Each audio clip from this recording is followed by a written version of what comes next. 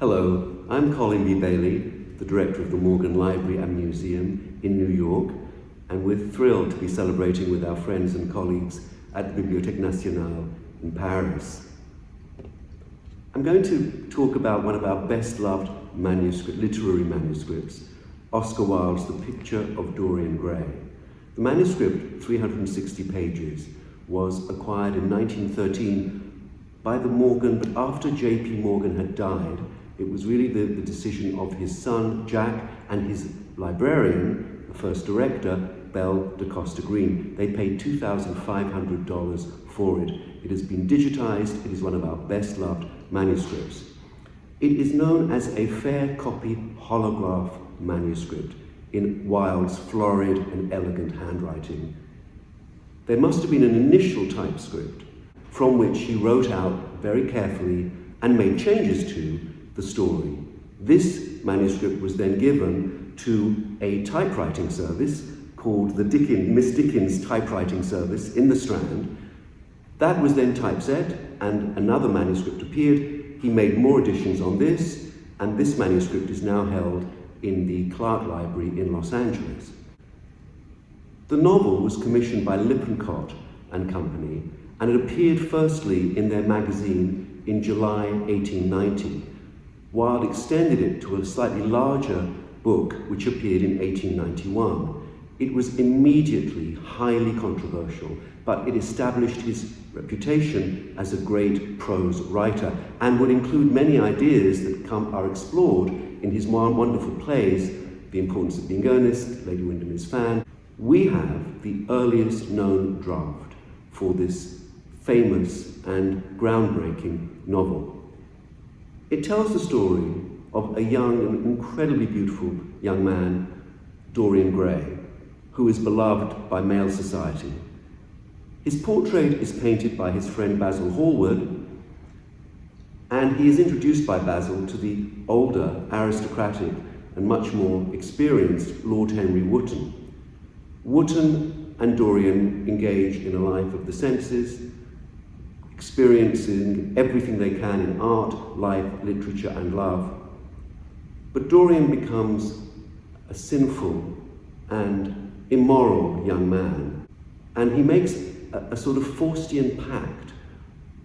He will remain forever young, while his portrait, which he hides in an attic, will become, in a way, the aged and evil and debauched figure that he becomes in life. After a series of terrible events, Dorian sickens of the life that he is leading.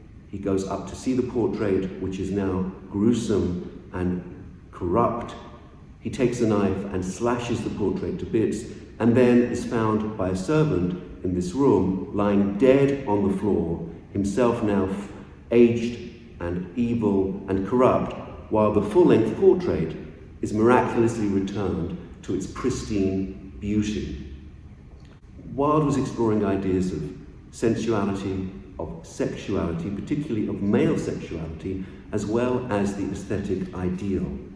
I'm going to read three brief passages from the novel, and they give us a sense of Wilde's belief in aestheticism, in the power of art over life, in the power of art to determine life, and above all, a very early cry for freedom in experiences that are sexual and social.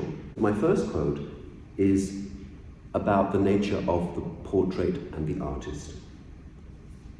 "Harry," said Basil Hallward, looking him straight in the face, taking hold of his hand, "every portrait that is painted with feeling is a portrait of the artist, not of the sitter. The sitter is merely the accident, the occasion. It is not he who is revealed by the painter. It is rather the painter who, on coloured canvas, reveals himself.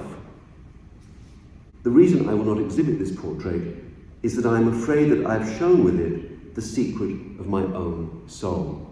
So this is an idea of the artist revealing the portrait as, in a way, always the portrait of an artist. Makes us think a little bit of James Joyce.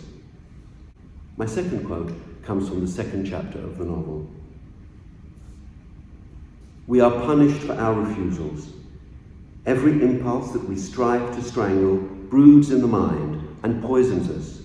The body sins once and has done with its sin, for action is a mode of purification. Resist it, and your soul grows sick with longing for the things it has forbidden to itself, with desire for what its monstrous laws have made monstrous and unlawful. It has been said that the great events of the world take place in the brain. It is in the brain, and the brain only, that the great sins of the world take place also. And the final passage, towards the end of the novel, when Lord Henry makes a plea for a kinder and more tolerant life and society. Yes, there was to be, as Lord Henry had prophesied, a new hedonism that was to recreate life and to save it from that harsh, uncomely Puritanism that is having in our own day its curious revival. It was to have its service of the intellect, certainly, yet it was never to accept any theory or system that would involve the sacrifice of any mode of passionate experience. Its aim, indeed, was to be experience itself, and not the fruits of experience, sweet or bitter as they may be, of the asceticism that deadens the senses, as of the vulgar profligacy that dulls them. It was to know nothing, but it was to teach man to concentrate himself upon the moments of a life that is itself but a moment. It's a pleasure to share these quotations with you. Thank you.